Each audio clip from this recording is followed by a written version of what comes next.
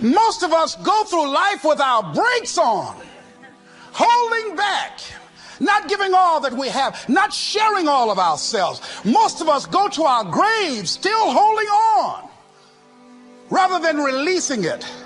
What are some of those things that keep us from releasing it? Because of past experiences, past defeats, past pain. We look back, well, it didn't work out then. It probably won't work out now. Many people get confused their performances with who they are. I was reading Pat Riley, the coach of the Los Angeles Lakers.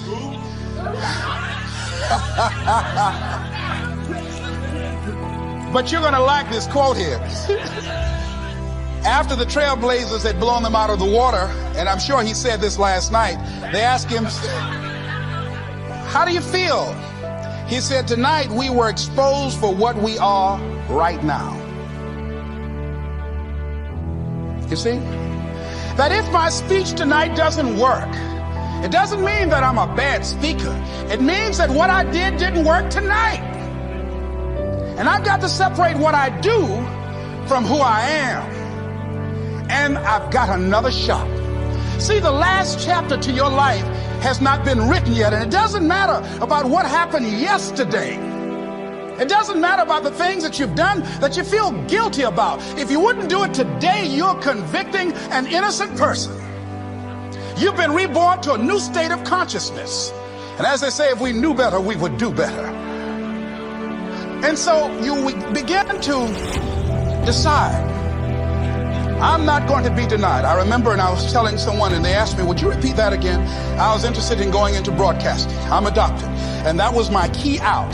I wanted to make my mama proud of me. I was very much appreciative of what she's done for my brother and sister and I.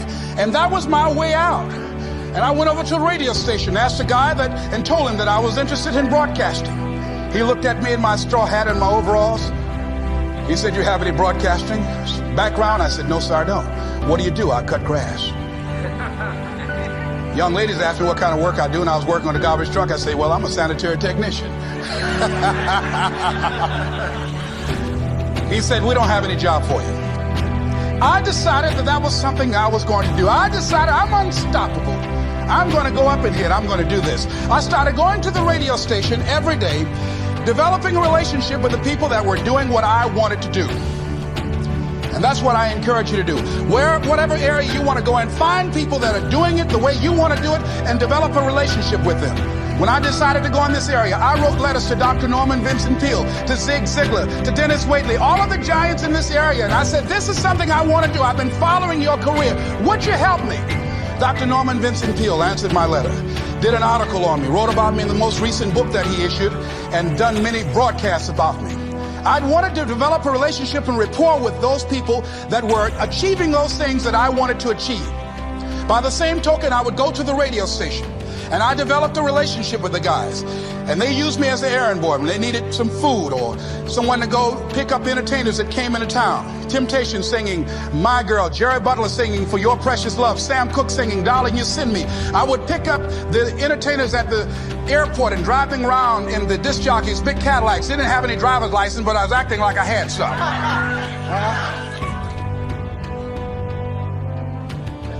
Every day I used to go home and work on my communication skills, developing myself. It was Whitney Young. He said, it's better to be prepared for an opportunity and not have one than to have an opportunity and not be prepared. Start working and developing yourself now and prepare yourself for what it is that you want, because you expect to get it. And when the disc jockeys were in the control room, I would go in and watch them and develop a trust level, and they would let me stay, and I would watch and observe them working the controls. When you want something out of life, don't worry about how you're going to get it. How is none of your business.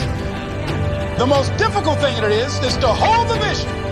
It's to hold the vision. So there I was at the radio station. A guy was on the air and he started to drink by the name of Rock. I was outside the window looking at him and watching. Hungry and ready. Saying, drink, Rock, drink. Pretty soon the phone rang. It was the general manager. I said, hello? He said, Les, this is Mr. Klein. I said, I know. He said, Rock can't finish his program. He's slurring his words. I said, I know. Can you work the controls until one of the other disc jockeys come in? Would you call them? I said, yes, sir. I hung the phone up. I said, now he must be thinking I'm crazy. I called my mom and my girlfriend Cassandra, said, y'all come out on the front porch and turn up the radio. I'm about to come on the air.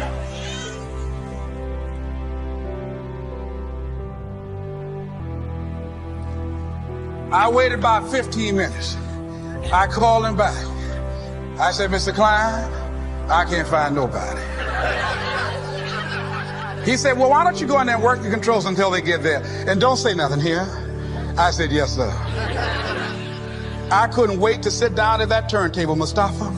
I said, look out, this is me, LB, Triple P, Les Brown, your planet playing Papa. There were none before me, and there will be none after me. Therefore, that makes me the one and only. Young and single and love to mingle, certified, bonafide, indubitably qualified to bring you satisfaction and a whole lot of action. Look out, baby, I'm your love man. I was hungry.